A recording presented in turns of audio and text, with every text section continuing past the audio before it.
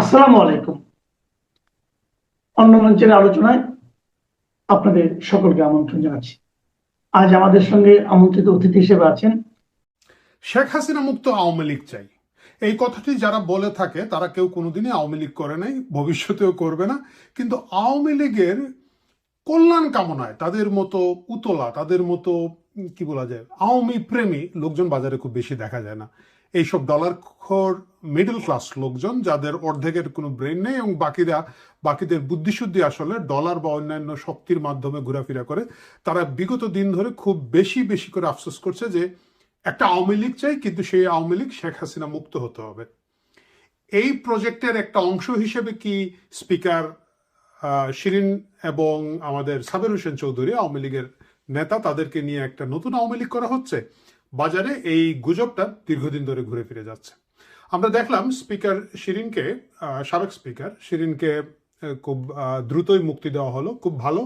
ওনার যে বয়স, শারীরিক অবস্থা, সামাজিক সম্মান সবকিছু মিলিয়ে তার অবশ্যই জামিন পাওয়ার অধিকার আছে এবং তাকে খুব দ্রুত জামিন দেওয়া প্রয়োজন ছিল। কিন্তু এটা কি খুব স্বাভাবিক ঘটনা? আমরা দেখতে পেলাম, কারণ হচ্ছে ওয়াকার ইউনুসের যে সরকার যে রেইন অফ টেরর চালিয়েছিল, একই ঘটনাটা কিন্তু সরকার পরিবর্তনের সাথে সাথে কোনো ধরনের পরিবর্তন হয় নাই, এখনো একই অবস্থা আছে।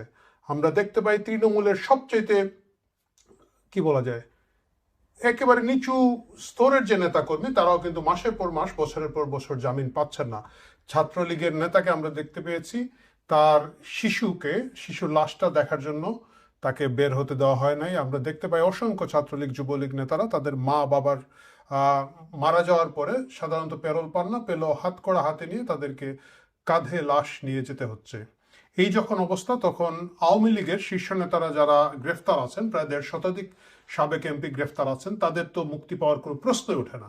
সের বাইরে আছেন, আপনি যদি দেখেন, একেবারে স্বতন্ত্র নির্বাচন করেছিলেন একসময়ের যুবলীগ নেতা ব্যারিস্টার সুমন, বহুল আলোচিত নেতা ব্যারিস্টার সুমন সহ আরো অসংখ্য সুশীল মানুষকে আটকে রাখা হয়েছে শাহরিয়ার কবিরকে, যিনি অলমোস্ট জীবনমৃত অবস্থা আছেন। তার জীবনের একমাত্র অপরাধ হচ্ছে রাজাকারের বিরুদ্ধে আন্দোলন করা। তিনি আওয়ামী লীগের কোনো সুবিধাভোগী ছিলেন না, সুফলভোগী ছিলেন না, সরকারের সাথে ছিলেন না, কিন্তু তাকেও আজকে অনেকদিন ধরে আটকে রাখা হয়েছে এবং তার জামিন হচ্ছে না প্রফেসর বারাকাত সহ আরো অসংখ্য মানুষের।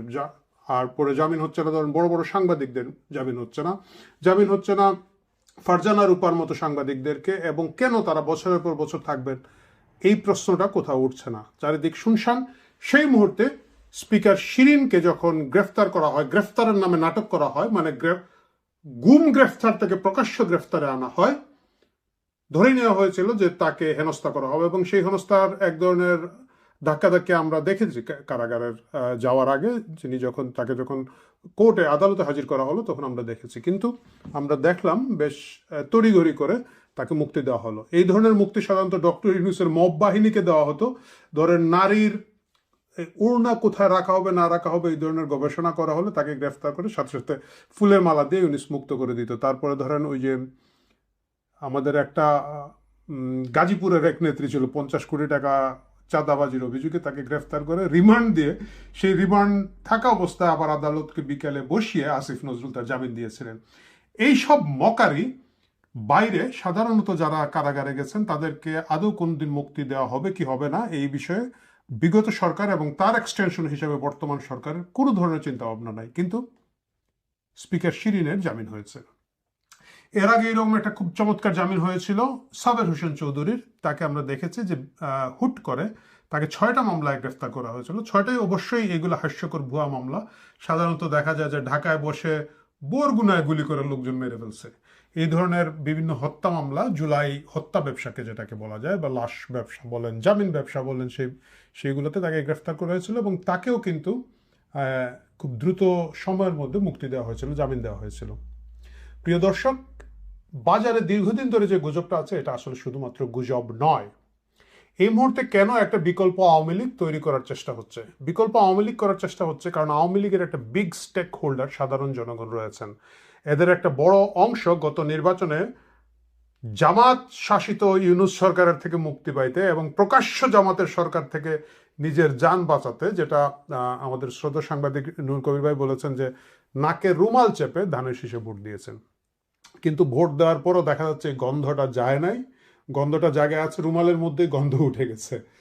এই যে হতাশ আওয়ামী লীগের আওয়ামী লীগ সমর্থক যারা আছেন, তাদের ভোটকে কোথাও একটা স্পেস করে দেওয়ার জন্য বা তাদেরকে একটু স্পেস করে দেওয়ার জন্য একটা আন্তর্জাতিক সুশীল সমাজ থাকে আমাদের, আমরা জানি, যেটা সাধারণত এনজিও ভিত্তিক থাকে এবং বিভিন্ন দূতাবাস ভিত্তিক থাকে। তারা এখন একটা নতুন আওয়ামী লীগ করবে, কারণ সব ডিম তারা একটা ঝুড়ির মধ্যে রাখবেন না। তারা যেটা করবেন যে জামাতকে একটা প্রেশার দেওয়ার জন্য একটা আওয়ামী লীগ থাকবে, বিএনপিকে একটা প্রেশার দেওয়ার জন্য একটা আওয়ামী লীগ থাকবে, কিন্তু সেই আওয়ামী লীগ আবার প্রকৃত আওয়ামী লীগ হতে পারবে না। কেন প্রকৃত আওয়ামী লীগ হতে পারবে না?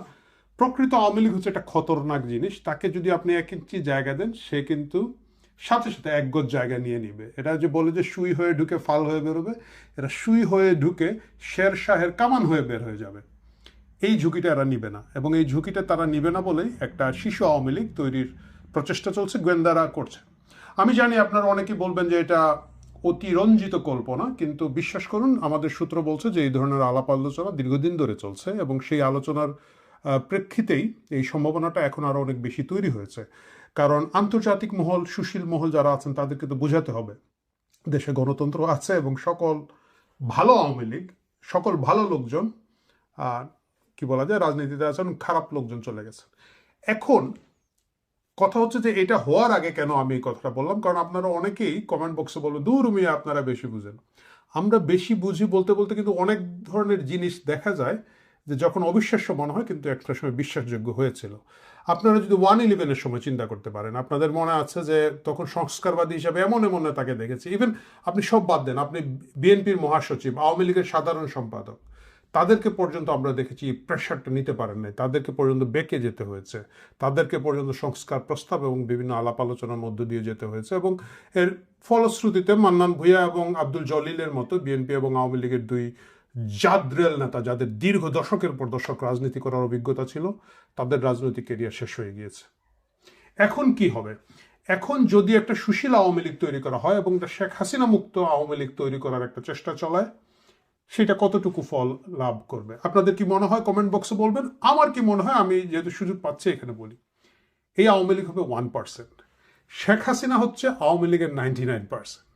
আপনি একটা জিনিস দেখবেন, আপনার আশেপাশে যারা ধরুন দলীয় রাজনীতি করে না, যাদের কোনো পদ পদবি নাই, বাট আওয়ামী লীগ সমর্থন করেন, দীর্ঘদিন ধরে গিয়ে আসছে, তাদের সাথে কথা বলে দেখবেন আওয়ামী লীগের বাকি কোনো নেতার প্রতি তাদের কোনো ধরনের সম্মান, কোন ধরনের ইজ্জত দেওয়ার কোনো ইচ্ছা নাই। এদের মধ্যে কোনটা টাউট, কোনটা বাটপার, কোনটা চোর এবং কোনটা আসলে ভালো, এটা চিহ্নিত করার কোনো চিন্তা ভাবনা সমর্থকদের নাই। সমর্থকরা আওয়ামী লীগকে মিস করছে না, সমর্থকরা শেখ হাসিনাকে মিস করছে। এবং শেখ হাসিনা মুক্ত যে আওয়ামী লীগ তৈরি হবে, সেই আওয়ামী লীগের অবস্থা কি হবে আমি জানি না, কিন্তু যারা সেই আওয়ামী লীগে জড়াতে চাইবেন তাদেরকে আমি একটা সাবধানবাণী দিতে চাই। এর আগে আরো অনেক বড় বড় নেতারা তাদের পলিটিক্যাল ক্যারিয়ার এইভাবে ধ্বংস করেছেন। আপনারা যারা এটা করতে চান, যদি করেন এবং সেখানে যুক্ত হন, তাদের ন্যূনতম যে ঘটনাটা ঘটবে সেটা হচ্ছে আপনারা দৌড়ানি খাবেন, পথেঘাটে মায়ের খাবেন। এবং এটা অনেক বড় বড় লোকজন মায়ের খেয়েছে। বিএনপির সময় 1/11-এর সময় জেনারেল মাহবুব ছিলেন আর্মি চিফ, ওনাকে পর্যন্ত দৌড়ায় কাপড় টাপড় খুলে বিএনপির নেতাকর্মীরা জিয়াউর রহমানের মাজার থেকে দৌড়ানি দিয়ে ফেলে দিয়েছিল। এবং সেই ক্ষেত্রে আওয়ামী লীগ কি পরিমাণ বিধ্বংসী হতে পারে আওয়ামী লীগের কর্মীরা, সেটা আপনারা ভেবে এই নতুন নাটকে জড়াবেন বলে আশা করি। আর যদি আপনাদের বুদ্ধি থাকে তাহলে আমি আশা করব এই চাপ আপনারা সহ্য করবেন না, এই চাপকে আপনারা ইগনোর করার একটা চেষ্টা করবেন এবং সেই চেষ্টা করে বিদেশে চলে যান, রাজনীতি থেকে অবসর নেন, যাই করে থাকেন না কেন। কিন্তু এই চাপ ভয়ঙ্কর, বিশেষ করে গোয়েন্দা সংস্থাদের যে চাপ তৈরি হয়। আমরা দেখেছি ইভেন গত দশকে আমরা দেখেছি যে তৃণমূল বিএনপি করে আমরা দেখলাম যে অনেকের রাজনীতিকে একেবারে ধ্বংস করে দেওয়া হলো, যারা একটা সময় হয়তো বিএনপির নেতা ছিলেন কিন্তু তারা এই চাপ সহ্য করতে পারেন নাই। সুতরাং আমি আপনাদের কাছে একটা অনুরোধ জানাবো, যারা এটার মধ্যে জড়িত হতে চান বাদ দিবেন।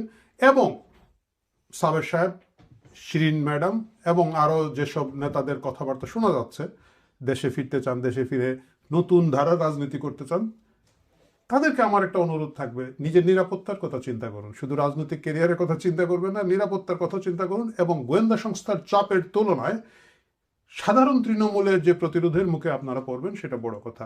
Sheikh Hasina minus Awami League big zero.